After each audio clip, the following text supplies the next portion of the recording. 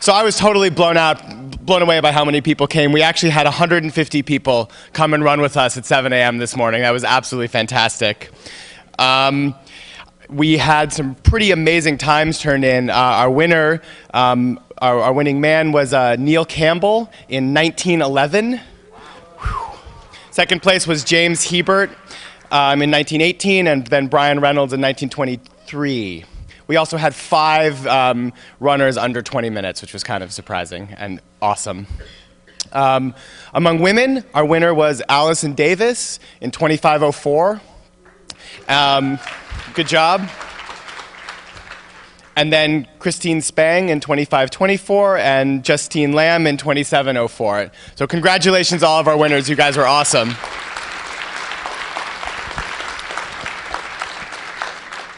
And all 6 of those fantastic people are winning free admission to PyCon 2013. Congratulations. We also had one other prize category, and this was a prize for the person most unlikely to finish, given the events of last night. I was kind of surprised by the winner of this award, but the consensus was that I got a text message at about 6:57 from this person saying, "Oh no, I overslept." And he dashed down and still managed to make it, started 4 minutes late and still finished in a 25:30. I'm talking, of course, about Jesse Noller. Hey. For the record, I didn't party last night. I actually went up and I was in bed by like 8:40. So Sure, Jesse, we believe you. Nice. And so Jesse is winning a really cool RC helicopter courtesy of New Relic. Nice. So yeah, a couple of thanks. Thanks to Eventbrite for doing our sign up. Thanks for New Relic and Council for bringing some swag to give away to some of the runners and for the cool RC helicopter. And I want to also thank Adam Fast for doing our timing for us. And of course, thank everyone who came out to run, and I hope to see twice as many of you out there next year. Thanks a lot.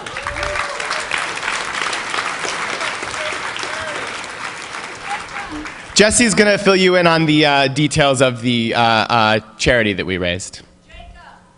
Yes, ma'am. We will be posting the results online. Just check the PyCon website. I have them in my inbox. I just need to find my laptop and put them online. We also have a handful of extra shirts.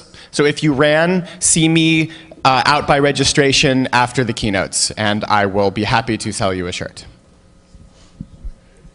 Ready? Yeah, I'm just waiting. I'm just trying to get my... I'm done stalling. It's Jesse's turn. I'll try to be fast as soon as my computer is... Oh, this makes me sad. I set it to the proper res.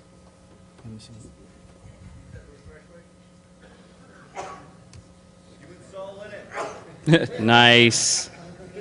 Actually, it's the first time I've had a problem.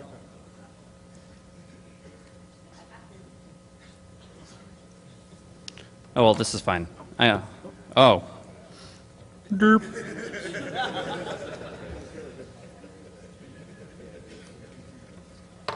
Oh, well, I don't need slides. Oh. Oh, there you go. There we go. I didn't plug in the cable.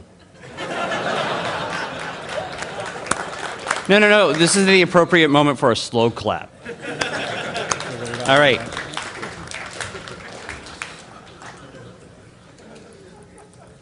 All right. So, welcome to the second day of PyCon 2012. Once again, I'm happy to see over 2,200 people here. Actually, closer to 2,300. So much for the cap. A couple of quick announcements. So the PyCon 5K this morning that Jacob was just talking about, we had around 180 runners. It was amazing to see everyone out there, even though I showed up late. And I got to run past a few people. It was pretty cool. Donations prior to costs. So this is how much we raised selling T-shirts and just having people pay whatever they wanted to. $2,738. That's pretty awesome.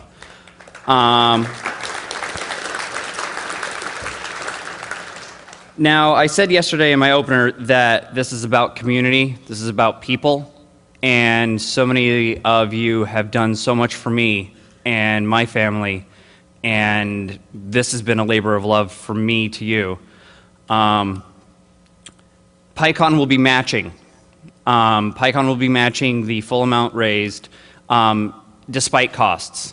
So we will be matching up to $5,476.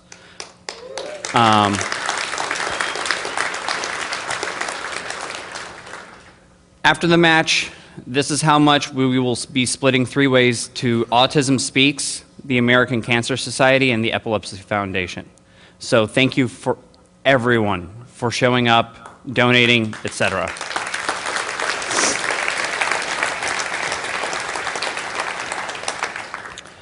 Just a couple of quick announcements before I announce a couple of Community Service Award winners and everything else. There's some lost and found. I recommend picking up your driver's licenses and a netbook sleeve. Tonight we have the SingPath Tourney. It's going to be cool. They're giving away a MacBook Air and possibly some other prizes. And the Yelp food buses are running again tonight. Other than that, I've got some community award winners. Where are the... Oh, they're on the other side. Do you want to announce these, Steve? No, it's perfectly okay. You can do it, Jason. Well, no, we can both do it. We can indeed. Oh, and we do seem to have the... Oh, they're in bags now. Necessary, don't worry, we'll sort it out. So the Community Service Award, we handed out quarterly? We normally make 2 awards every quarter. Oh, are they in separate bags? Yes, they are. We normally make 2 awards every quarter. That's right. Yep. You handle that one, I'll unwrap this. And so the first Community Service Award winner that I'd like to announce is Carl Trait. Is he actually here today? Did he get to... No, Carl unfortunately cannot attend PyCon this year, but we've had some discussion about it. One of the choices that you have for the award, you get the choice of either a money award or alternatively a free registration to PyCon next year. So I think thanks to the free registration, we probably can expect to see Carl here next year. But I think we should all give Carl a round of applause. He's basically he was being given the award for the work that he's done to put foreign language and foreign alphabets onto the wiki so that non-English speaking Python users can find a more natural environment when they first come to Python. And it's the kind of work that's actually not really very well appreciated too much, so I think I'd like you all to give Carl a good round of applause for...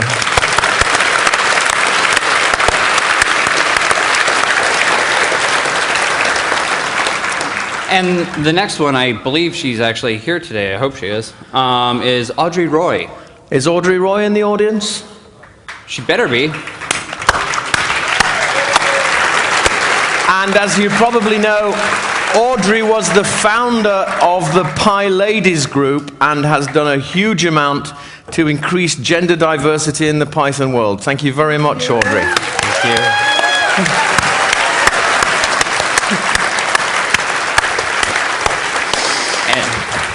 And with that, I gladly hand it over to our illustrious chairman, Steve Holden. Thank you very much. I thought we must have... When he said our illustrious chairman, I thought we must have had a new chairman appointed without me knowing.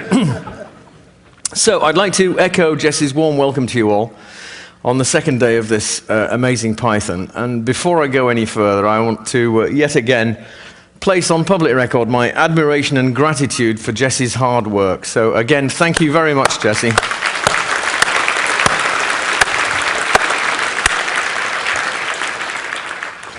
So, a few words of introduction just in case anybody doesn't know me. I'm principally, the most important function I'm here at PyCon for is to be the chairman of the Python Software Foundation, which is a terrific opportunity because people keep coming up and thanking me for organizing Python when in fact I have hardly anything to do with it at all. But I'm quite happy to carry on accepting your thanks. On behalf of the other organizers. I met someone today and I said, isn't it incredible, we've got 2,200 odd people here, and she said, yes, and that's a lot of odd people. So, I do have a couple of businesses. The first one delivers training and systems consultancy, and the second runs open source conferences and technical events. You may notice the Open Bastion is a sponsor this year. So, I'm only mentioning those really mostly to remind my accountants that they do still exist, despite the fact that they get neglected sometimes when things get busy on the Python Software Foundation front.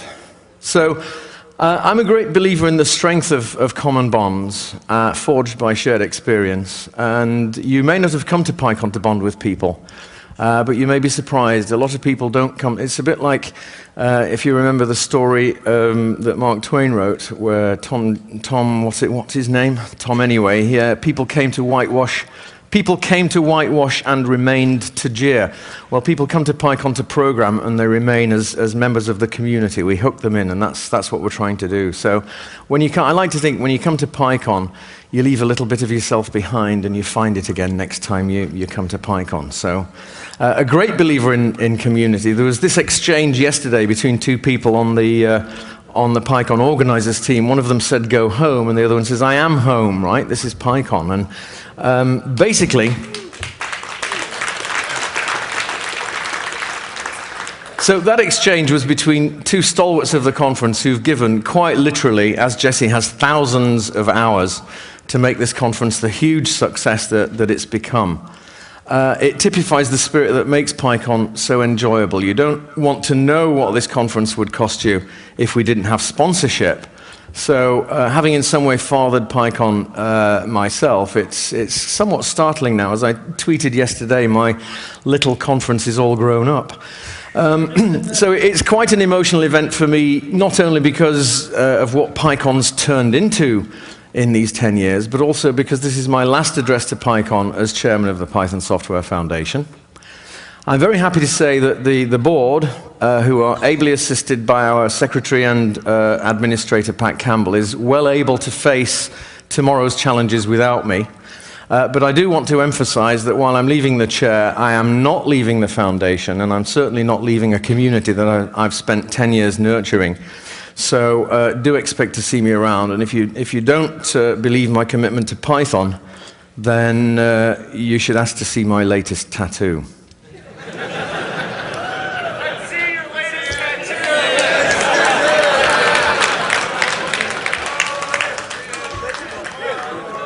You think you're going to get to see that without making a donation to the Python Software Foundation?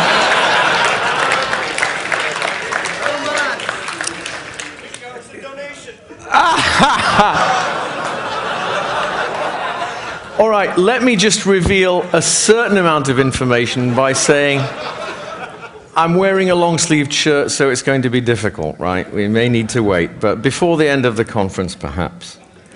So, when I involved myself in the Python world back in 1995, I quickly realized that Python represented something very special. It represented a new approach to object-oriented programming, which I'd actually kind of given up for 8 or 10 years until I came across Python.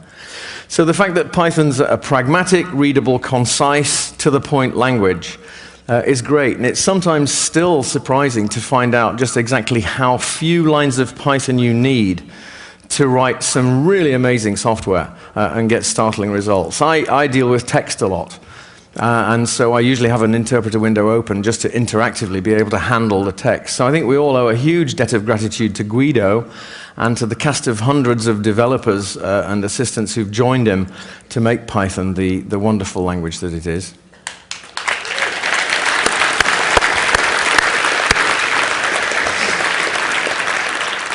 Now, people don't use Python just because they think that the syntax is beautiful or because they think that Guido's extraordinarily good looking, even though, of course, both those things do happen to be true. But they really like Python because it's an amazingly productive way to get computers to do things.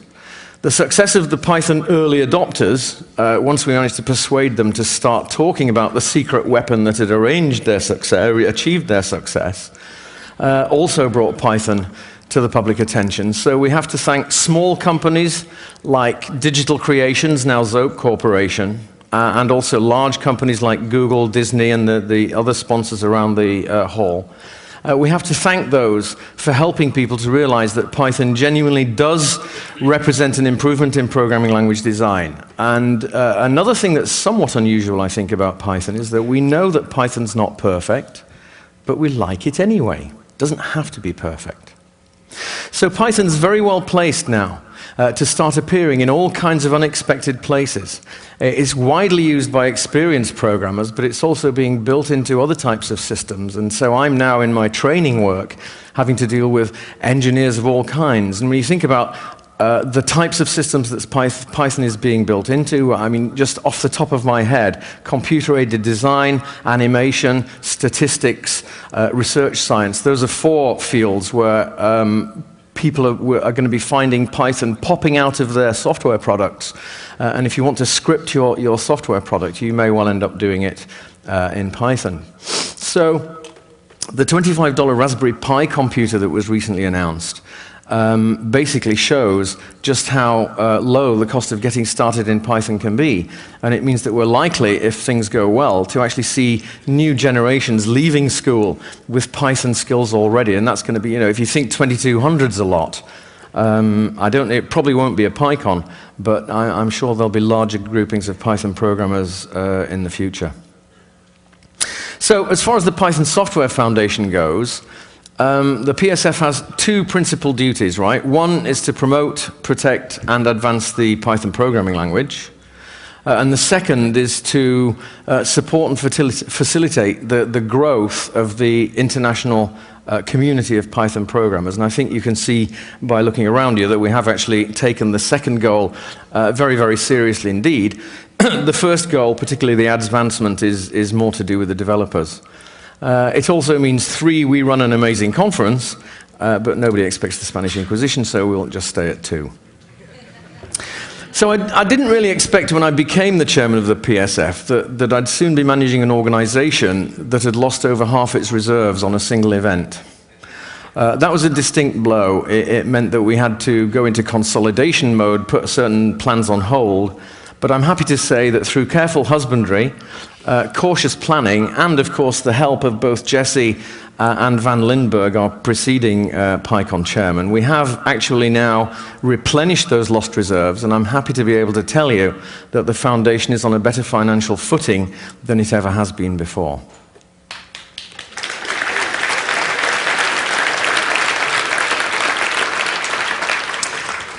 So even when our funding was relatively limited, which it has been until recently, we've found ways to try to help local and national user groups. And we continue to treat increased diversity, and in particular increased gender diversity, as a very high priority. The Pi Ladies, who were represented first of all by Audrey Roy, who we just seen receiving an award. They're doing a terrific job attracting more women into the Python community. They are to be applauded for that. We cannot afford to relax our efforts, but I think at least the Python community is being seen to take these issues seriously, which is very, very important indeed right now. So we've also done a few improvements on our infrastructure. We're looking to beef up our web and the rest of our infrastructure, because as the community grows, it's definitely going to come under increasing pressure. We've had amazing support from Hewlett-Packard and Dell. We're very grateful to our hosting partners, Access4All in the Netherlands, soon OSU OSL in the USA, for the assistance that they continue to give us. We're also looking to adopt technology that will in some ways democratize the web space that we maintain.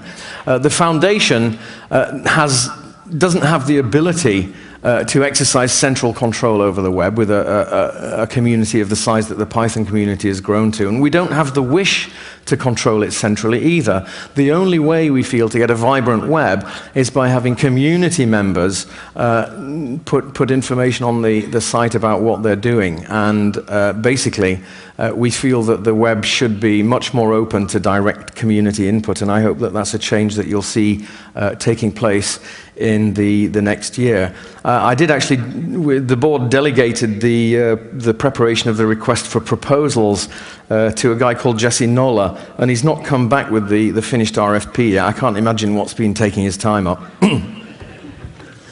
So another initiative, this one by Marc-André Lemberg, another of our directors, is to produce a Python brochure. And so we have a Python brochure coming up now. We're close, I think, to the pre-production stages, and I believe we may even have some pre-production samples of the brochure. So if you want to advertise your company, or if you simply want to be a case study, you have advantages, you have opportunities to do both of those things. And I'm happy to say that the intention is this brochure will not be funded out of PSF funds. The intention is that the advertising and the sponsorship for the brochure will pay for it. So it's almost like getting something for nothing. So we've had sponsor members in the foundation, that is people who actually pay to join. They're the organizations that believe in and have often made a significant investment in Python. The annual fees that they pay help to keep the foundation going, and we're very, very grateful indeed to them.